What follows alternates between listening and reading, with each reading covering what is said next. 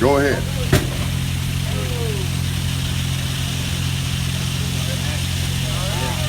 Now that right there, keep in mind, we see a lot of people out here with MSA hard hats, and a lot of people choose them because they are a good quality hard hat. That's a brand new MSA hard hat right there. Now, it's also been brought to my attention, and I've never seen this, and maybe some of you have here, that some people like to cut their suspension so that their hard hat rides down farther on their head. So if you can imagine a dent like that, if that thing's sitting right there close to your head. Another thing people like to do is stick things up in their hard hat. You don't have a lot of room for anything to be up in your hard hat if it dents it like that. All right? Now the next thing we have to drop, are we ready? That looks good. The next thing we have to drop is a 4-pound hammer. Pretty common tool out here that a lot of people use. Go ahead.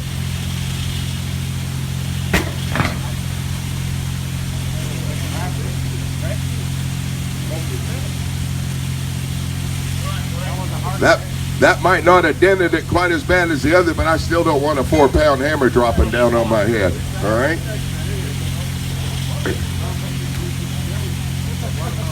The watermelon are there for anybody that wants them afterwards, by the way. Help yourself. All right, now we're moving up a little bit higher, 40 feet. And we know that there's a lot of people working at heights a heck of a lot higher than that. So 40 feet up, the first thing we're going to drop, we got a 40-inch section of pipe. That this pipe was demoed, and this pipe actually dropped off of a scaffold out there in the unit. All right? It was on the scaffold. They weren't paying attention. It got knocked off, and it dropped 30 feet. Go ahead.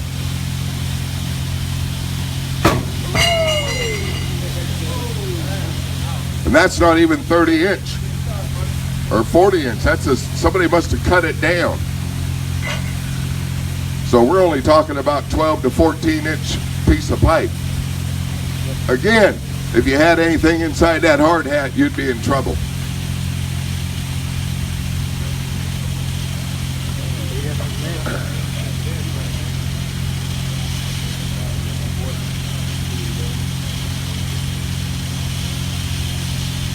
We've had also some issues here on this turnaround with people not respecting red barricades the way they should.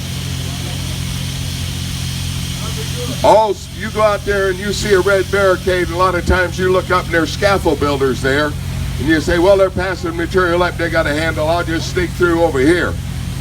Well, hopefully they got a good handle on it, because this right here is a 2-foot scaffold piece, and if that thing was to drop and hit you,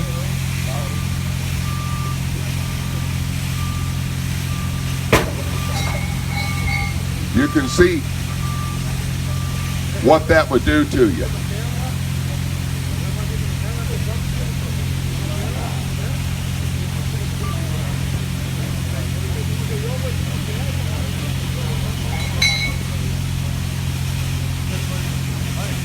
Now we're going to go up to 60 feet. These are minimal heights. A week ago, was it? Or a week and a half ago, we had a DeWalt battery off a drill motor dropped from 175 feet up on that column over there in HOA, in the BD3 in the back, and went all the way to the ground. So, just by the luck of the Irish and the grace of God, no one was underneath of it. Because I know they wouldn't. Heck, right here, you wouldn't live to tell about it. You got hit at these heights with some of these items. So,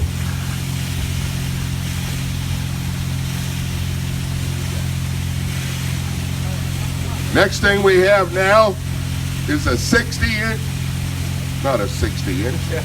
We have a combination wrench from 50 feet, okay?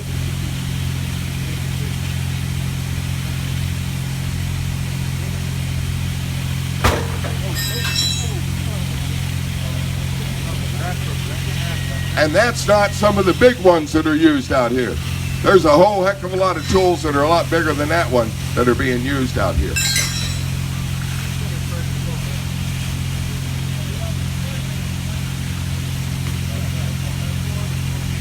Our next drop is a hex nut. And it's a pretty good sized one. Probably 2.5 inches. Charles, what is it? It's 2 pounds. This hex nut weighs 2 pounds, which is the same exact weight of that DeWalt battery that dropped off of the column over there.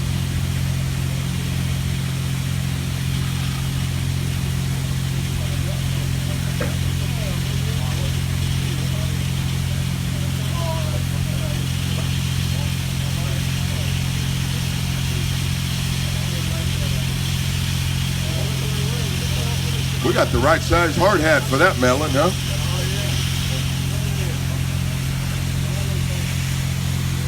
We ready?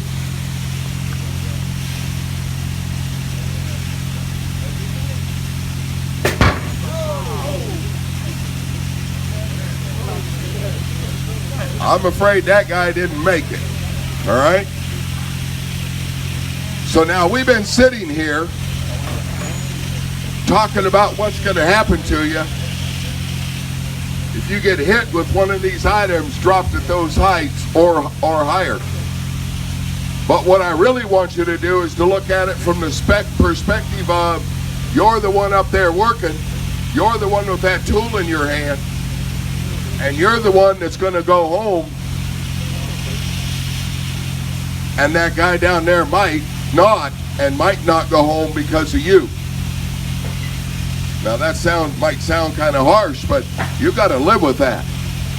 We have done everything we can to try to help you out and make sure that you have the tools that you need to keep from having to do that and keep from dropping something on somebody and to keep from having to live with that. And they're right there in those tents, just like that one behind us. We got people that have been to school and been trained on how to take tools that's real hard to put a lanyard on or real hard to secure, and they have the material, the equipment, and the training to do that for you. Do not hesitate to take advantage of that. Because I don't want anyone to have to go home knowing that they might have hurt somebody pretty bad that ain't going home. That's not a good feeling. So take what you saw here back with you and do what you need to do to protect yourself and do what you need to do to protect the people around you. That's the right thing to do. All right? Thank you. Appreciate you all being here.